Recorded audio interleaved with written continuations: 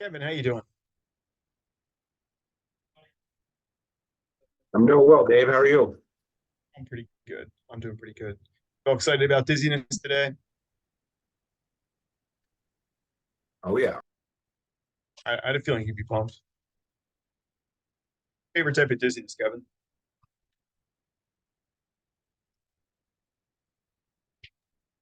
I've actually been seeing a fair amount. I would say vertigo in general has been interesting for me to kind of try to figure out what the Hmm. driving cause is. Yeah. Been seeing kind of an interesting phenomenon. So I'd say three cases recently of an unexplained vestibular neuritis. Like they describe a Hmm. fullness in their ear. They have their ear checked out. There's no infection. Antibiotics don't seem to improve it. The doctor's not sure. Hmm. Very young individuals where we don't have a clear explanation as to what's driving it. So I'm curious if anyone else is seeing this Hmm. or what their thoughts are. But yeah, I'll come at it from that standpoint. It's interesting your area, just getting those unless they're referring these vestibular patients to you. Do you have a physician who's Yeah, sending vestibular patients to you? no. So I would say two out of the three were direct access for like, I just don't know what's going on. They can't seem to figure it out. Wondering if you can help me. Hmm. So yeah, I Hmm. would say one of them, primary care doc did refer to us for it, Hmm. but the other two were direct access.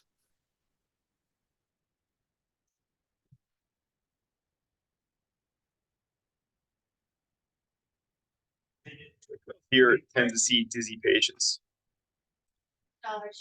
or any with this type of dizziness. Anyone else with experience regularly seeing PPPV or other patients? Any of the other three categories? I see concussion, but Okay, not true BPVV patients. got it. Dave, I'll see a few dizziness patients as well. Okay. Concussion or just general dizziness? Both. Okay, good. And this has been a point of, it's come up a couple times just as far as confusion. And I understand that people, it's like we talk about this and then 3 months later you forget, okay, what was type 2 dizziness again and what was type 3? I understand the inability, but, partly what I always like to think of doing is knowing in the back of your mind these exist, that I can differentiate them, and then I can just go back and quickly refresh myself to do them because, yes, they're very different sometimes what you're in your presentation and what you're thinking. I have a couple cases pulled out. We'll look at in a little bit, go over it, but let's just make sure we're all on the same page. We all have a clear picture of the types of things we're talking about. Vertigo and oscillopsia. We talked about last week. Vertigo being that it's that illusion of linear movement or rotation. We often talk mostly around a vertical axis, but it can be in any plane. Horizontal axis is usually not considered to be as good uh, standpoint, but because the most common is vertical, so they didn't just kind of think of central, much like an nystagmus. Around a sagittal axis, yeah, it could be a serious cause. It's suggestive of a pontine tumor. Okay. Eric mentioned last week that we have subjective, which is the feeling that I am moving, and the objective, where the environment is moving in rotation. And what they really do is they relate this back of this really goes back to the vestibular system. With when we have these problems, we have something somewhere within the vestibular system, and that could include vestibular nuclei, cranial nerve, cerebellum with vestibular nuclei, neurological projections. And just below I listed a few of the structures that can be compromised or what can be causing this type of dizziness. So and there'll be some overlapping things there. You may see medications. Medications are commonly going to cause like a type 2 dizziness or a type 3, which you'll see. So differentiations, most common one we're probably going to bump into is going to be the BPPV and differentiating whether we have BPPV or type 1 dizziness versus a separate type of dizziness. Syncope, lightheadedness, dizziness, giddiness, wooziness, nausea, fainting. Kind of the more common types of dizziness that you get is it's feeling like the pre-feeling you're going to pass out or lose your balance. One study showed that if this dizziness is present in some form or another in all VVI patients, but vertigo is present in about 40%, and depending on if it's that VVI is affecting one of the vestibular tracts. kind of explains why we're seeing that 40%. Again, one thing you have to consider, these causes can overlap. Common causes, again, are listed here from trauma, VBI, neoplasm, vestibular disorders, medications, probably the number one you may see, toxins. And with migraine, certain metabolic disorders, cervical joint dysfunction, can be in this category as well. Temporomandibular joints and fevers, common ones. So that patient who is ill that comes in with pre-syncope, a person who's on 5 different medications may present with this as that. So if I see that they're feeling pre-syncope or lightheaded or this portion of it, one of the first things I'll think about is in medications. Disequilibrium is situations actually being off balance, and it's one of the more common complaints as you say in older adults, typically seen with maybe some other type of dizziness, or it can be seen in isolation. This one is this equilibrium is off. It's unlikely to be VBI, because with VBI you're generally going to get a lot of other symptoms going along with it. Not that it be there with VBI, but chances are you're going to have other things going on that are much stronger. And one thought of this is reduced cervical mechanoreceptor input. Degenerative cerebellar problems and chronic problems, with one or both of the labyrinths. And last one is post-traumatic dizziness, which can be more serious issues with some traumatic things, because you're thinking post-traumatic, that's where in the category of BBI, intracranial bleeds, cerebellar concussion, brainstem concussion, labyrinthine, or cervical joint injury. We're going to put another category there. It's not really a type of dizziness. It's just one that Jim has included in the past. Eric, anything to add to these different types of dizziness? Anything in here that seems incomplete, or thoughts? Um, Not that I can think of off the top of my head. I'm walking into my office right now, so I can't see the screen at all. But No I'll jump problem. in if I see something when I get in there and get on my computer. No problem. Any questions on these types of dizziness? I mean, vertigo, pre-syncope, and disequilibrium.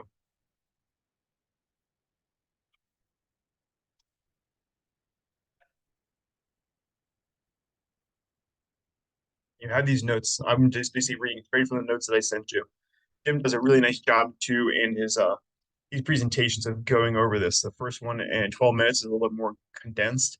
The other one's a little more detailed with 24-minute included. So you may not necessarily need to do both, but if you really want to kind of cement this in your mind, it's a good way, because Jim always includes a little bit of nuggets here and there that are nice.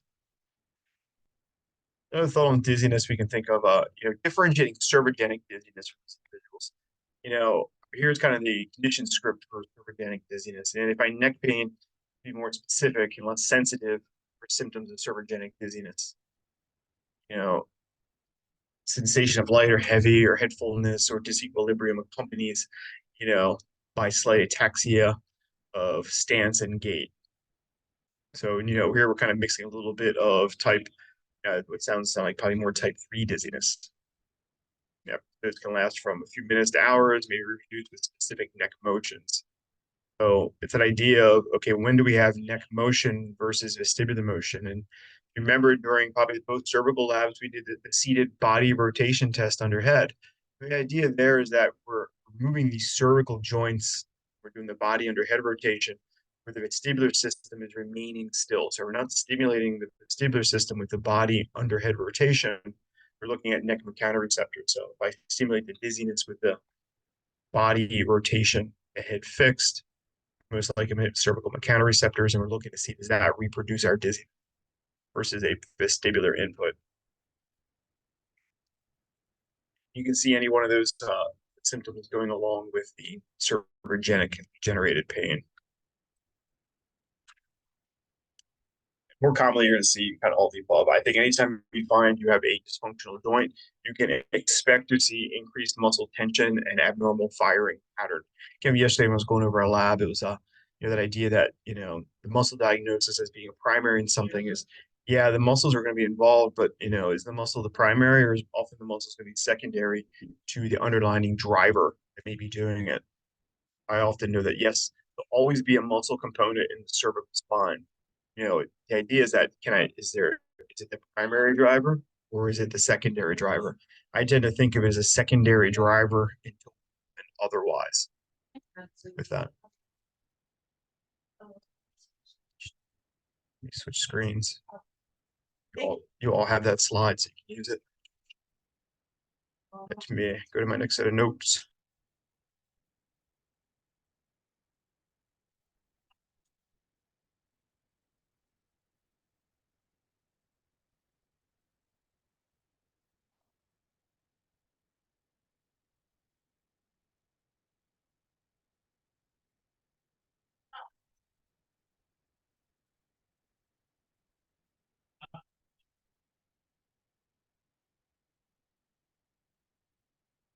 I'm just selecting something to pick on at the moment.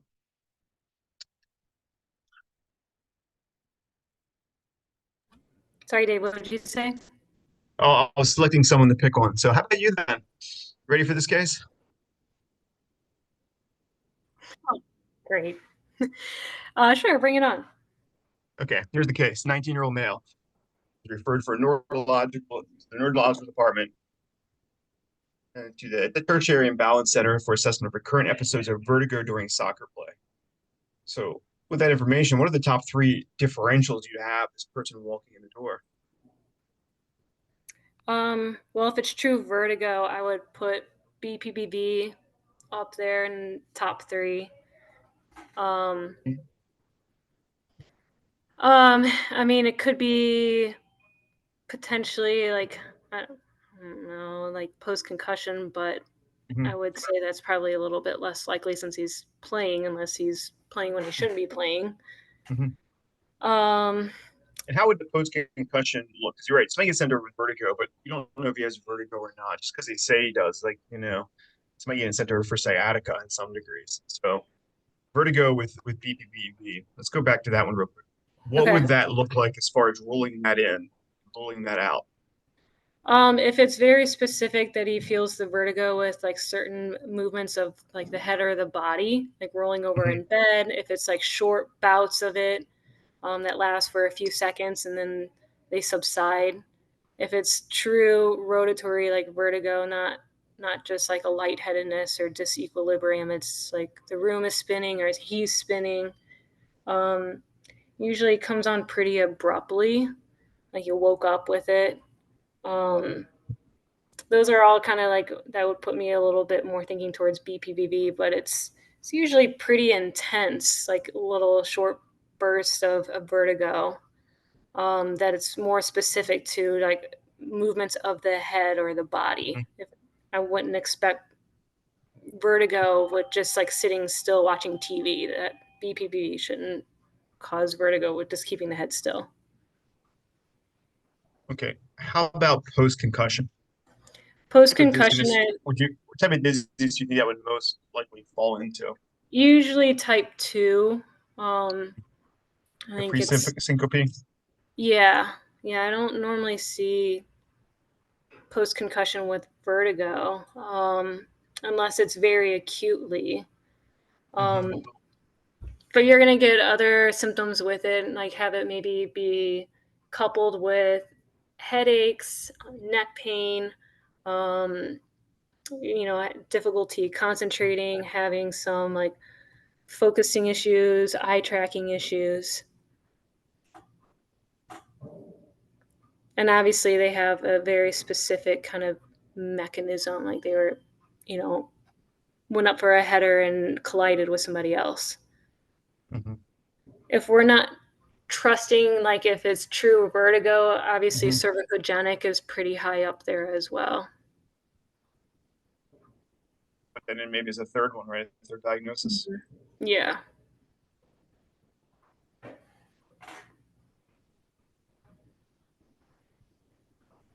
Which type of dizziness would you expect cervicogenic dizziness to fall under more commonly? More commonly, like type 2. Okay, so pre-syncope. Mm-hmm. I think like with the last two, see probably type 1 or type 2. Because you think Mm-hmm. about just, the acute post-concussive patient. Balance testing is one of the common things they do with them for disequilibrium, sway, position sense, and space. Mm-hmm. So, I think sometimes there can be an element of that disequilibrium as well. So I would consider like You can look at that and say, okay, I have type 2 dizziness, is that feeling, but then also type 1, I think, sorry, type 3 can also be present Yeah. in there. And that idea of the mechanoreceptors in the cervical spine being off and you're not moving in the right pattern, that could throw it off. So Mm-hmm.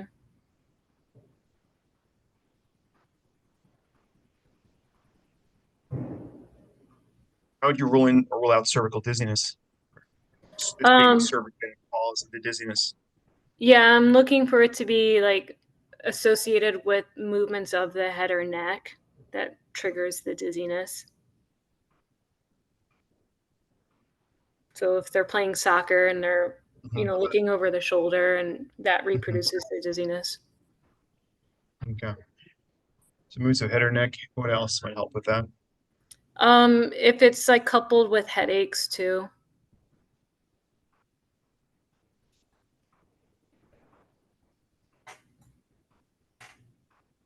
What would you expect to find potentially on a biomechanical exam? It could be Um, a couple things you'd find. I would expect probably it's going to be more of an upper cervical Yep. dysfunction versus something mid or lower.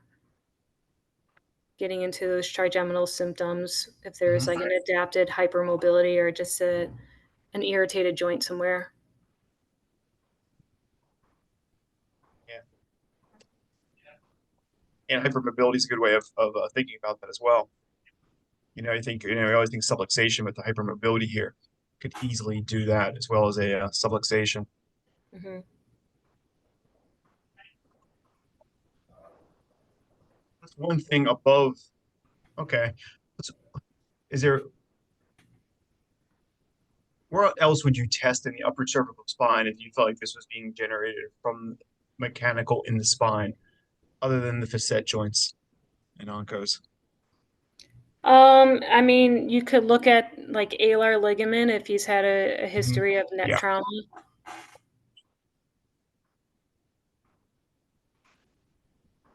Yeah. More likely transverse, less likely. Tentoral can give symptoms, but that's harder to test with the traction. But if I can do one, I lump them all in. But Hmm. alar would be the one I'd be curious about it if this was driving from the cervicals. We're seeing it that way. Hmm. Right, let's jump around a little bit. Let's talk about the post-concussion case a bit. Okay, so let's say we think this is type 2 dizziness. We can have some headache and neck pain. What other tests would help you kind of determine whether this was more type, we'll say, you want to strengthen the fact that it's not BPPV? What would make you think that this was more of a central integration issue versus a vestibular issue? Um, I would do like an ocular motor exam with them, and I would expect Mhm. if it's more of a central issue that you're going to see deficits with eye tracking. Maybe you see some saccadic movements going on, but I guess you could also have that with cervicogenic. Um, Saccades tend to be central, so that's a good one to do. Okay. A saccadic Um, lesion there's usually a central problem. are you talking about saccade testing or like catch up saccades with tracking? Yeah, like if there's a saccade, like you have trouble doing saccades, yeah, Okay. a catch up one's a little different. That could be an Yeah. integration. Mm-hmm. But if they're overshooting or undershooting, then that's usually a sign of it's a central lesion. Mm-hmm.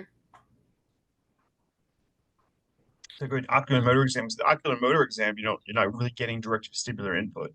You're Mm-hmm. having ocular movement integrated into the system versus vestibular, peripheral vestibular stimulus.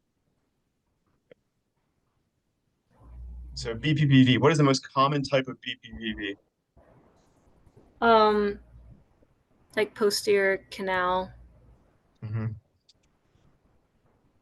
Talk to that real quick. Go-to technique for that. Go I out would, there. Works yeah, well. I would test it with Dix Hall Pike, Mm-hmm. um, and then treat if it's lateral canal. I mean, if it's more posterior canal, then I would treat with the Epley maneuver. Mm-hmm.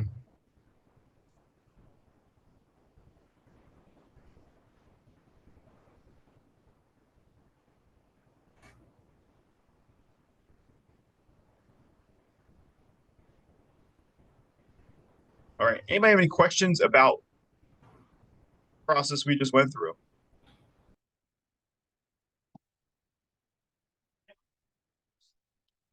Patient comes into the balance clinic. They play soccer. They have, there's probably we'll call it dizziness instead of true vertigo because you don't know if it's vertigo at that point. They're on the waiting room. I'm sitting in the back. This is what goes through my mind.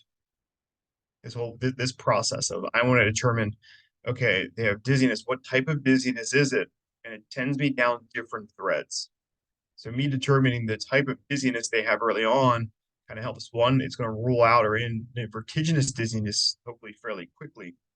And then my examination then goes into, well, I have this, this other type of dizziness. Is it a disequilibrium? Is it more of a pre-syncope? And now I start playing off the other differential diagnoses that would be most common. Patrick, is there another differential here that would be, these would probably be the high three. Are there other differentials in there that are further down the line? What are the things that we missed in here that you may put in here?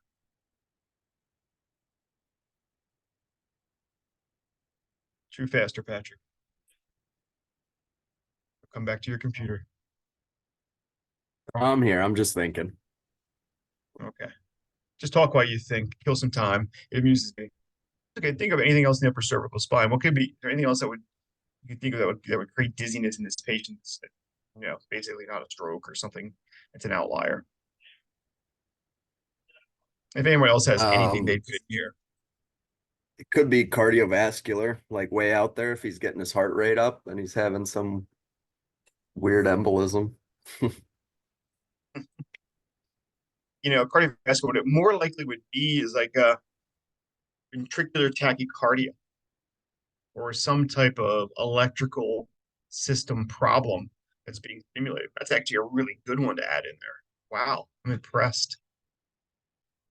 Oh, yeah, would it be a cardiovascular call? So as you get into your bias correction, as you come up with these things, you might think, okay, how do we know this? Is it demand based? How would you test it, Patrick? Like stick him on a bike where he's not necessarily moving his head and tell him to get his heart rate up, see if he gets dizzy.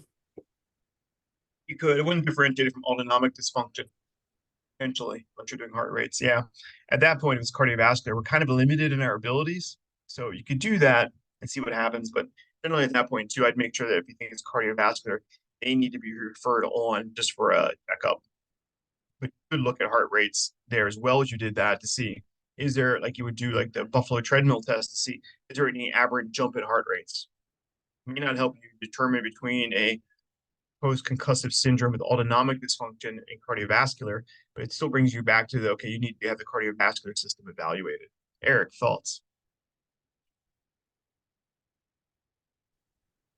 As far as other possibilities, or are you just talking about the cardiovascular? Possibilities or just general thoughts? What may be missing from this discussion? Well, I think there's a pretty easy one that we're not thinking of. So 19 years old, college student. What's another issue that could be at play here as far as affecting components that can create vertigo? We know that all vertigo tends to be an effect on the vestibular system.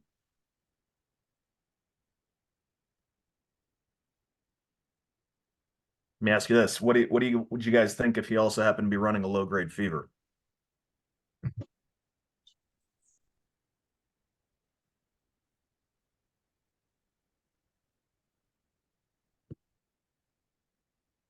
Systemic infection.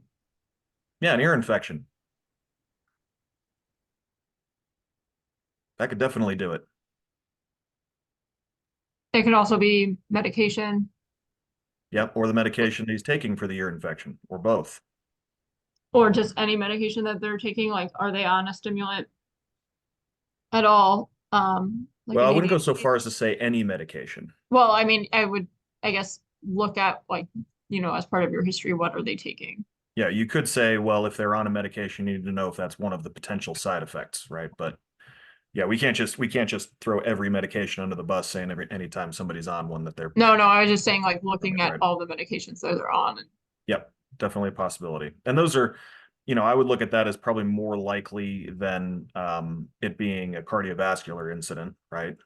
Probably more likely than it being some sort of, cerebellar dysfunction, undiagnosed cerebellar dysfunction anyway, and some sort of, tumor. Obviously concussion has multiple possibilities. We could have, brainstem contusions, things of that nature that could do it. We could have labyrinthine concussions, things like that. So there's a bit more potential there. Mhm.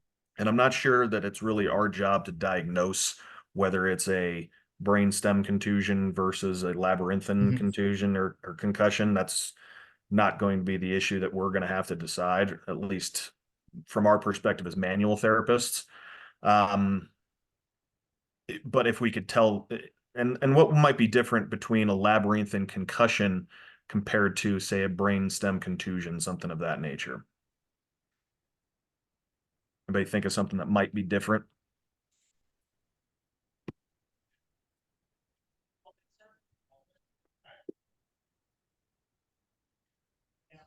Can you say it again?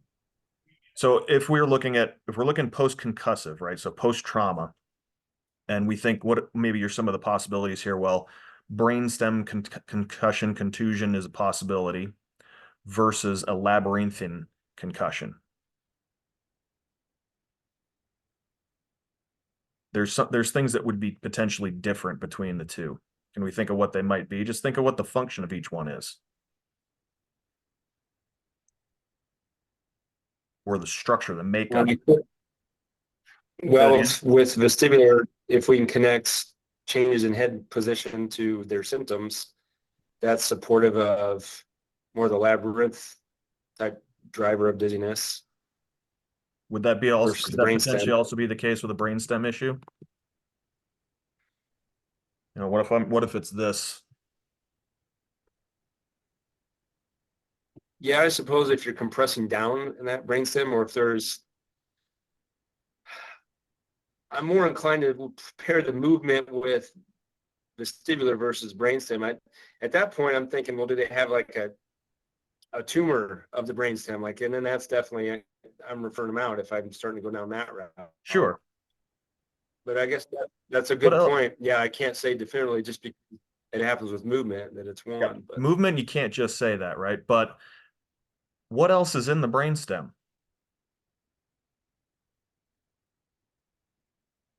Besides the eighth cranial nerve? are you thinking some autonomic function? Like we look at heart rate, respiration, some of those autonomic functions? Yeah, potentially. There are other cranial nerves in the brainstem. Right? What are the odds that we only hit the eighth? Right? And in isolated cranial nerve dysfunction would be relatively rare. Actually, it'd be exceptionally rare. Outside of a tumor particularly growing on that particular nuclei or that particular tract of nerves, Mhm. that particular nerve bundle, right? So we'd probably be looking at a situation with a true brainstem contusion or brainstem injury that would have multiple cranial nerves involved and not just the vestibular cochlear nerve, right? So we'd be looking at potential difficulty with swallowing, and probably be the ones that are right around that 9, 7, 10, etc. Those that some as far as geography goes in the brainstem, we'd be looking at having some other dysfunction of the associated cranial nerves in that general region. Versus if it's just a labyrinthine concussion, we're just going to have potentially dizziness as one of the major symptoms. Does that make sense to everybody? Hopefully. Yeah. Cool.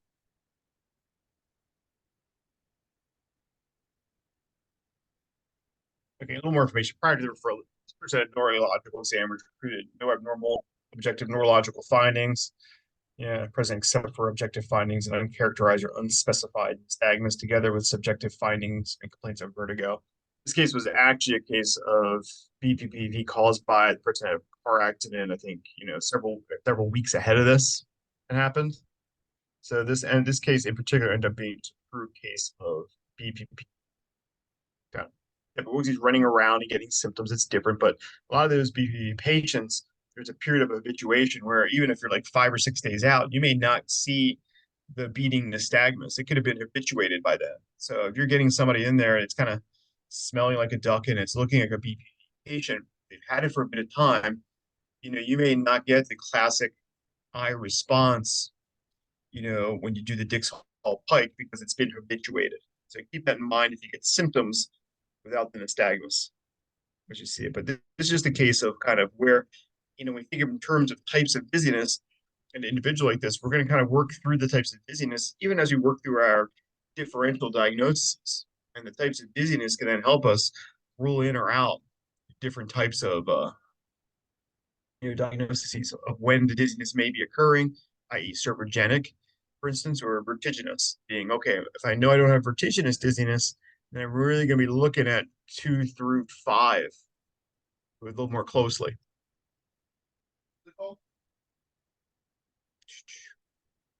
All right, second case, 72-year-old independent female living at home with her husband presented to the emergency department after walking with an acute onset of vertigo.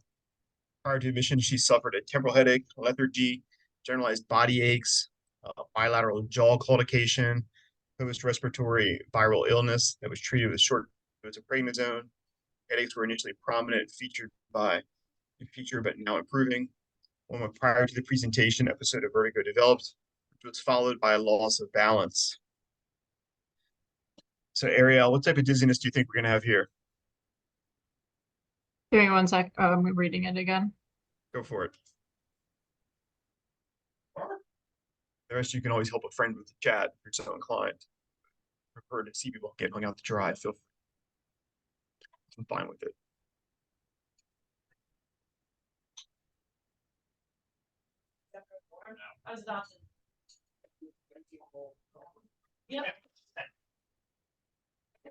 I'm gonna say not type 2 and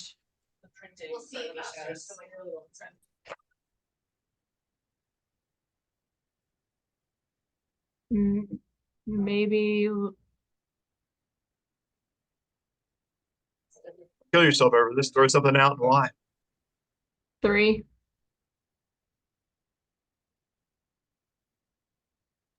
What do you think is the cause?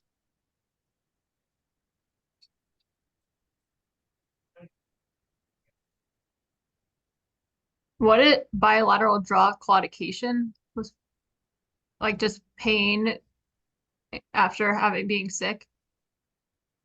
Is that what that is? Like, what is bilateral jaw claudication post-respiratory? It's kind of like you think about peripheral claudication. Yeah, so just like radiating pain to the with jaw. eating. Yeah, okay. So we're thinking not vertigo. Is that correct? We're thinking more of a type 2. Not vertigo, but something caused by the illness that she had, or could have been brought on by the prednisone as well. So we could have this could be differential to be, is it 1, illness? Yeah, and then 2 would be side effect of prednisone. And have it a third.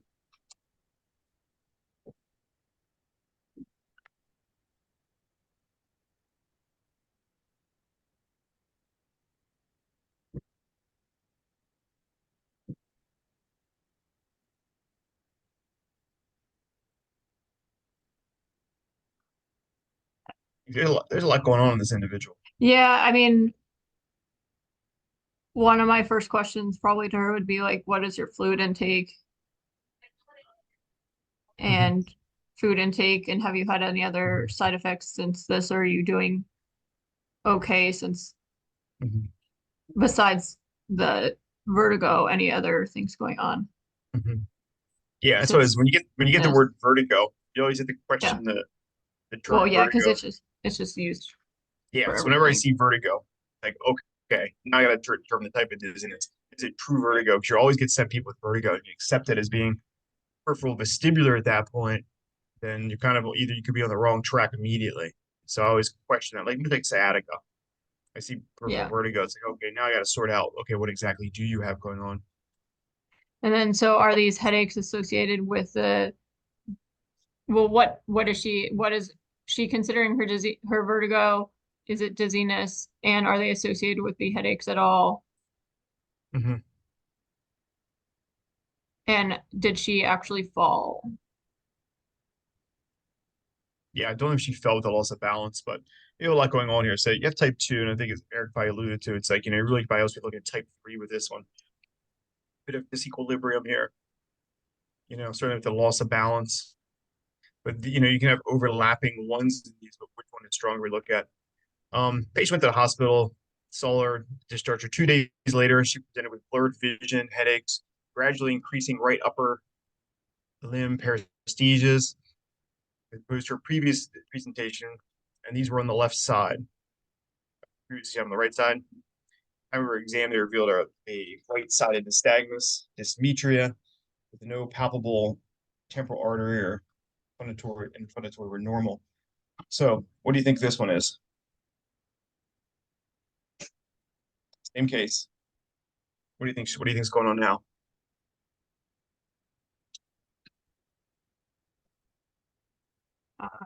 Kind of I'm two gonna- options here, Hmm. or two that you should be considering. Yes. I want to make sure she's not having a stroke or a heart attack. Well, one of those is correct.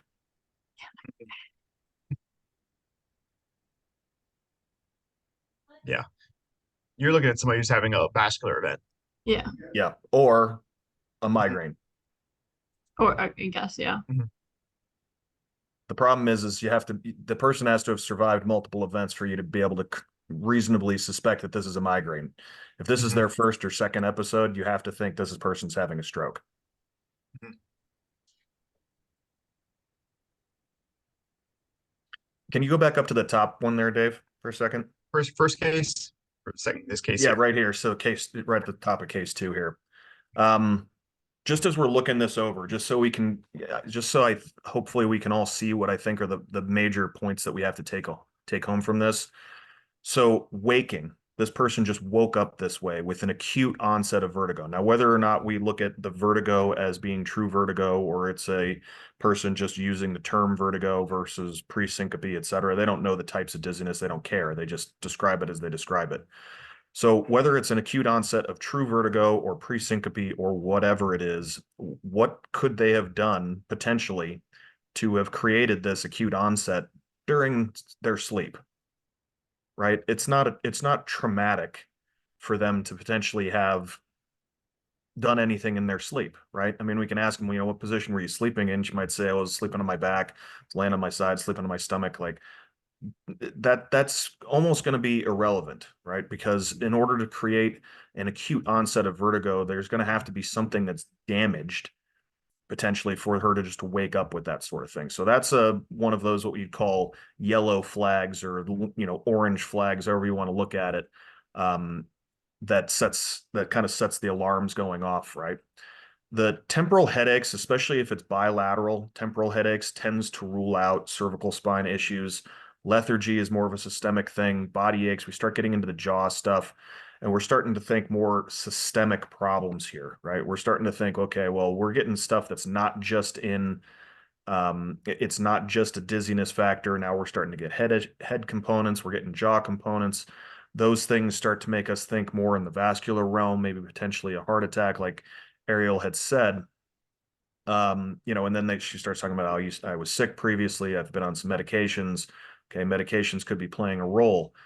The one thing here coming after that is the headaches were initially a prominent feature, but were improving, right? So the suggestion there is that the headaches had started to improve, and then she had this acute onset of vertigo. So that would tend to dissociate the neck and the headaches, right? Or the dizziness and the headaches.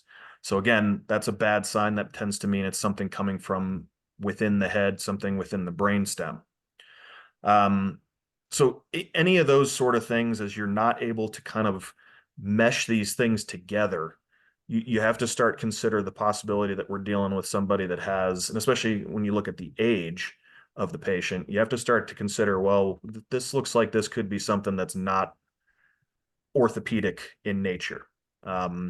So because this is, when we're looking at this case and we're kind of reading through it, this is how a patient will describe these things to us, right? They're very jumbled.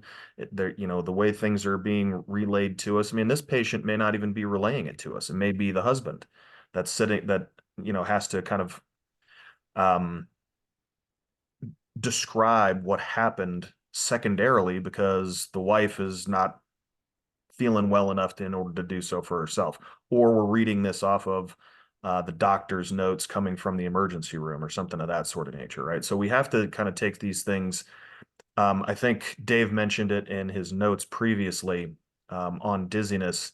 We have to consider the more serious potentials first before we're willing to accept anything less serious, right? We have to rule out the more, um, kind of problematic, more potentially life-threatening issues ahead of time before we can start consider these things that actually belong in our clinic.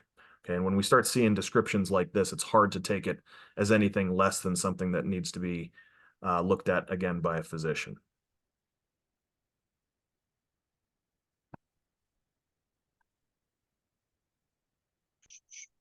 Good. I am not sure if she lived or died. There's just some further details in this case. Again, this person had a number of small emboli, within the posterior circulation, right side brain, involving the pica and PA. This individual. So this individual end up having these embolic events by driving or intermittent symptoms of why she had this wave. All right, next one, a 25-year-old male, a professional ice hockey player with a history of 3 concussions. He was assessed, written consent, blah, blah,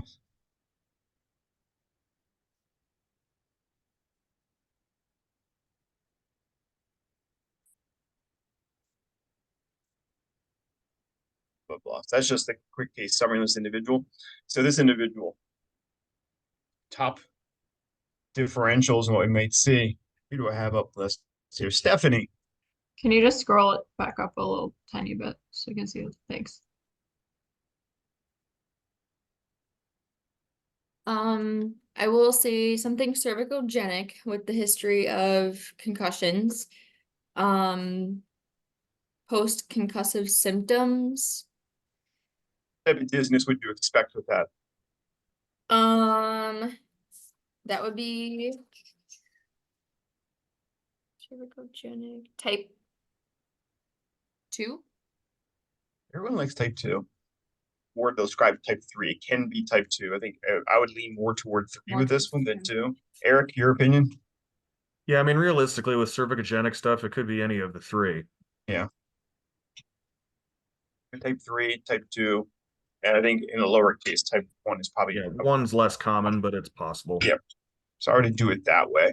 And again, 3 and 2 are pretty close. But I would think way more common than this, but you can have the vertiginous. Yeah, Good. so like a vertigo with neck issues, it would have to be on the vestibular projections that are portions of the mechanical receptors within the cervical joints and musculature and whatnot. But it's possible. It's just more rare. Yeah, good. How would you differentiate cervical versus vestibular? Go on, Stephanie. You're on a hot streak. You could do the BPPV testing or like Dix-Hall-Pike. Mhm. You could do, I forget the exact name of it, but where you're holding the patient's head and having them rotate their body to see if it's Yep. more cervicogenic related. Mhm. Kind of the main 2 tests that I would be my go-tos to differentiate between the 2. It can be tricky because you may not get the true strong vestibular input, but you're going to extend them and rotate them, so you are going to get cervical input, but presentation should be different. It shouldn't be the onset of dizziness or latent, and get onset of severe dizziness. It should be I put him in that position, I get him back there, and then you're going to get more type 1 or type 2 dizziness versus the vertiginous dizziness symptoms. If you're going to get symptoms cervigenic, doing the Dix-Hall-Pike with that. Good. Anyone else? What other differentiation tests could you do for this one? Use Dix-Hall-Pike to rule out vestibular influence. We did body rotation on head to look for cervigenic. Stephanie, anything else?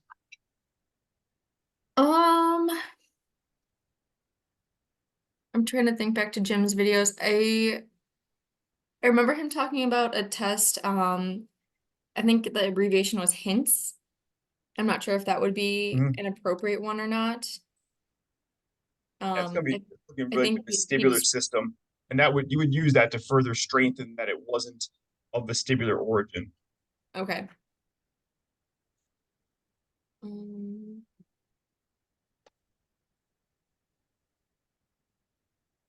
And certainly, palpation, not the most sensitive thing, but generally you're going to get on a cervical joint.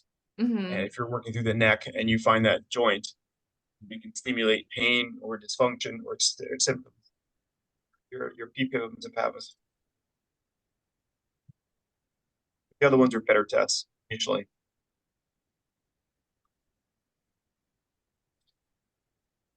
All right, Stephanie, I got bad news for you, Stephanie. This was not cervigenic. So what would be next? Like a vertigo or BPPV. Yeah. Okay. Um, post-concussive symptoms, I'm not sure if that deserves its own category. We'll focus on like the dizziness portion of it. You're right. There's all those you can get into autonomic dysfunction and other things that may be in there. So BBVD would be a clear cause of that. Kind of covered that, right? You almost covered that in your first with your cervigenic when you do your differential testing, your bias correction to rule out vestibular. So we know that you do the Dictol Pike. You expect that to be positive if we're coming up positive with that. Your treatment would be epley for open posterior canal. What else could do it with a concussive patient? Let's go one more. What would be the most likely one for having some type of dizziness or disequilibrium? What other system? Pick one of the other systems that would be involved in concussion. Um, We got neck, we got vestibular, we've got anything with vision? Are we going yep. for? Okay. Yeah, vision's a pretty common one. Okay. Test would you do to what screening tests have been really good for evaluating vision and visually induced symptoms with post-concussive patients? The ocular motor screening. Phones. I think dynamic visual acuity is in there. I mean, if I'm wrong. So there you're looking at where you're very limited. Well, there's neck motion if you're doing some of your Chicads. You do have neck motion there. So I want to be sure that BPVV or vestibular system's been screened out. But then once I start looking at the visual system, I'm looking, can I visually induce it with central integration dysfunction? We can get into that area. Let's go one more since it was mentioned already.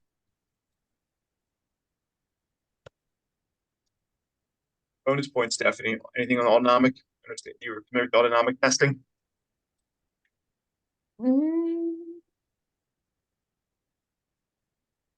I can't think of anything off the top of my head.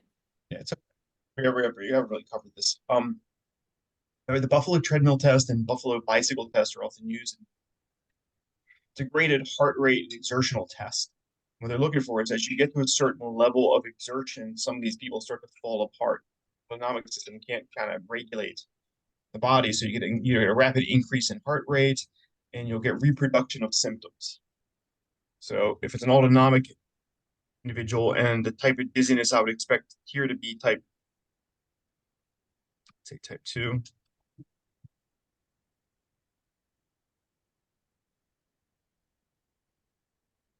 One, and I wouldn't necessarily expect type 3. And again, probably way down the line would be type 3 potentially autonomic. So it's an autonomic dysregulation.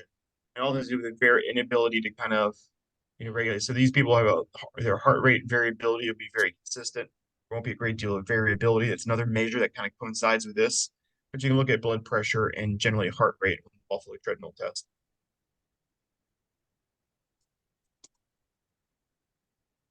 Maybe those types of dizziness. What type of dizziness do we have, Stephanie, on vision? The dizziness with this, you think would this be reproduced? Type 1, type 2, type 3. Um,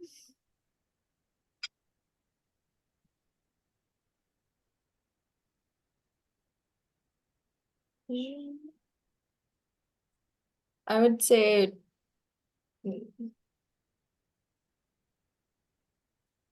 Type, Don't overthink it. It's I not a know I'm test. overthinking it now.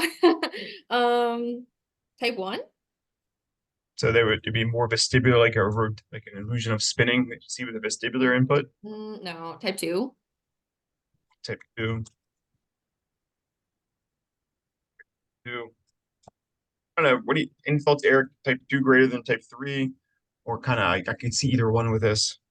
Probably type Yeah, two two or definitely. three. I mean, type one probably not, obviously, because it's not affecting the vestibular mechanism.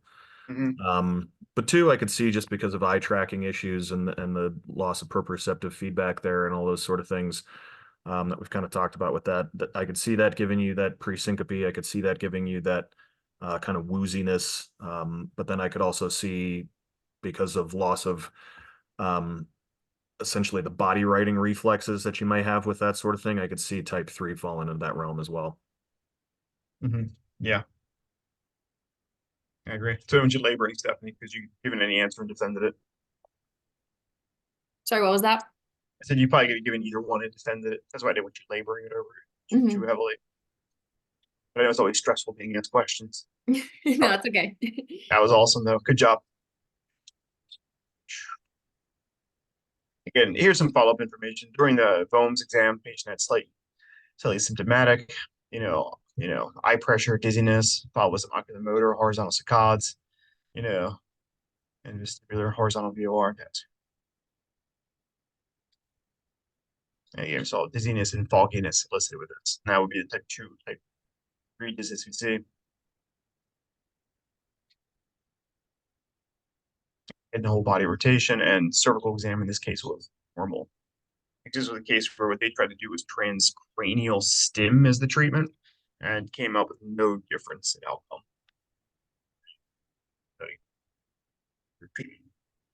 In that one. Also. Here, 34-year-old female presents 6 weeks post MBA complaining of dizziness, headache, and neck pain. Jacob, you've seen this case 10 times so far. You ready? Oh no, Jacob, you're traveling, aren't you? You're in a car somewhere. Or Nope, can you not me. talk? I'm here. You're here? Oh no. Okay, maybe it's the other Jacob. It's Chris. Thank you. That's who it is. Jacob, go for it, man. What do you have? Number one. You just want differential diagnoses. Yeah. Okay, what we want to do is Um, differential diagnosis, the type of dizziness you would expect. yeah. So 34-year-old patient presents 6 weeks MBA, complaining of dizziness, headache, neck pain. I'm gonna say cervical genic type of symptoms first. My primary, Mhm. and that would be type 3, correct? Mhm. Type 2. Type 3 is good. It could be type 3 or type 2. I was putting both in, sorry. Oh, you're good. You can see either one. As Eric even mentioned to probably a lesser degree, you could even type that. Would Good. it be more likely to be type 1 if it was like more acute, like if it was like week up type of thing? I don't know. Just look at that. But it No. would make sense. Yeah. Okay. It could be. I mean, it could be concussive number. That'd be my second Mhm. vote there, and that would be so like I guess more syncope stuff would be more. That'd be more type 2, correct? Yeah. So okay, let's go back to cervidenic. What would you expect to find in this individual? You're gonna expect to find like headaches associated with neck movement, Mhm. or like a dizziness also associated with the headaches Mhm. and the neck movement. Yes. Association, disassociation of symptoms. Yeah. It's kind of what we're looking for.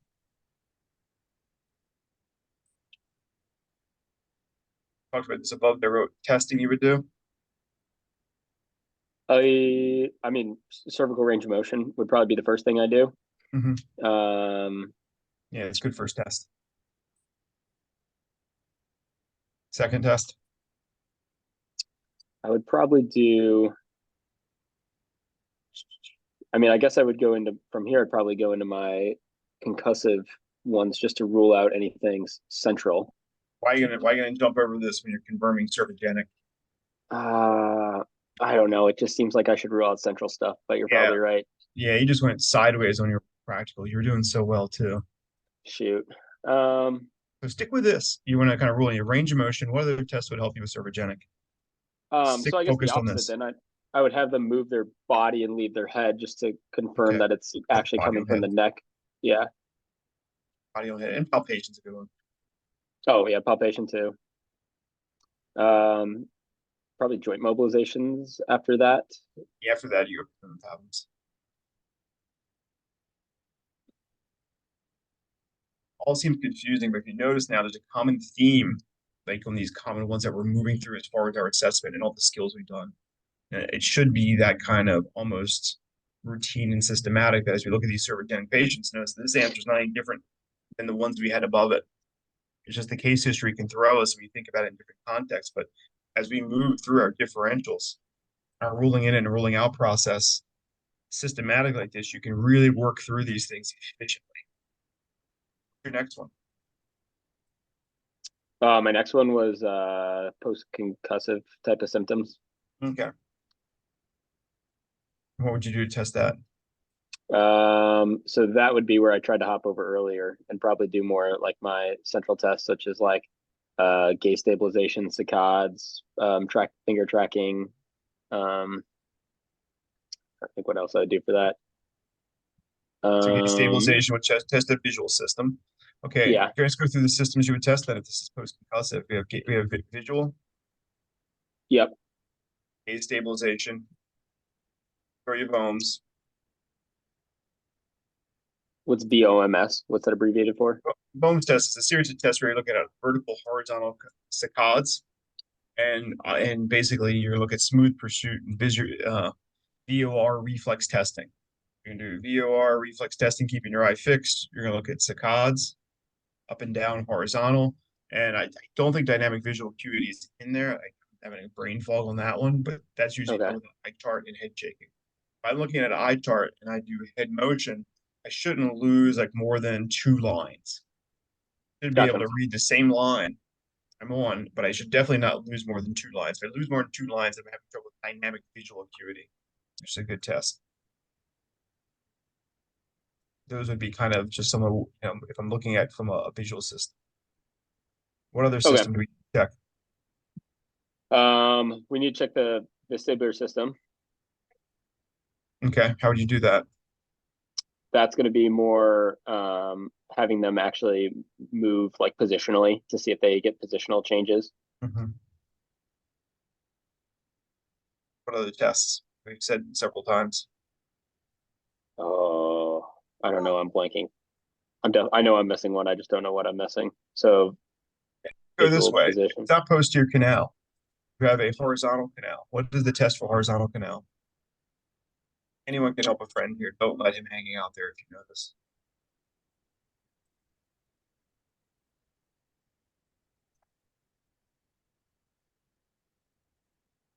It's funny, all these tests tend to over time.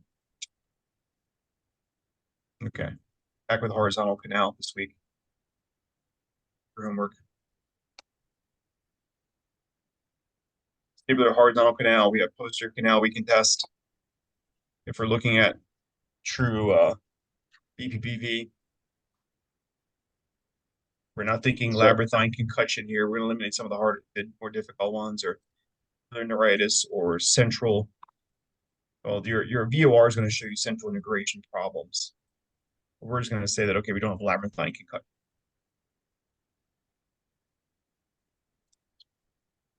So the question still, you want me to know what would differentiate horizontal canal? Yeah, you're going to differentiate horizontal canal and posterior canal forts, and also labyrinthine concussion. That is your homework, since we're out of time.